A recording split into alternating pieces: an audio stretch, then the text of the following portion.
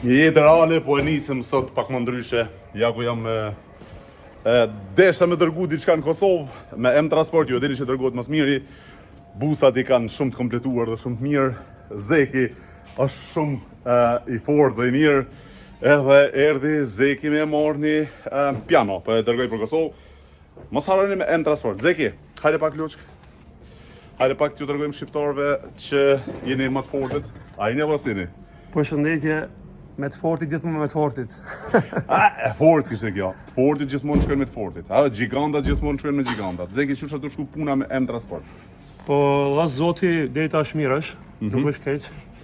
Mushterit klientët i kemi perfekt. Edhe tash koha e sezonës, pushimet, kemi thirrje shumë anasjellta prej Kosovës, kemi rregullisht kamiona, edhe prej Zvicrës ke anasjelltës. Edhe prej Zvicrës edhe prej Kosovës. Pra domethënë prej dere në derë, si gjithmonë që kemi thonë, ju i merrin në Kosovë, sjellin në Zvicër, në Gjermani, po ashtu prej Gjermanie dhe prej Zvicrës i çojnë në Kosovë në derë shtëpisë. Sigurisht, tash e kemi mbuluar edhe komplet Evropën.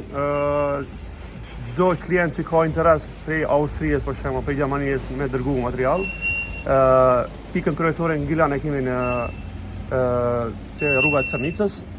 Kurse në Zvicër mund të më lajmëroni direkt te telefoni im në pikën qendrore Dybendorf. M-Transport gjiganta, diamant, me nxjerr numrat e M-Transportit këtu, që i marrin gjithë shqiptarët edhe të dërgojnë mallat e tyre në Kosovë dhe nga Kosova në Zvicër, në Gjermani, sigurt, mirë, shpejt edhe të garantuara. Faleminderit shumë, i përshëndet gjithë klientët edhe gjithë shikuesit e For Shqip Show. Zotit rujt, faleminderit shumë. M-Transport, mos harroni, të fala edhe Angelit, Zeki. Patjetër. Angel të fala prej Zvicre. M-Transport gjiganta. Faleminderit shumë.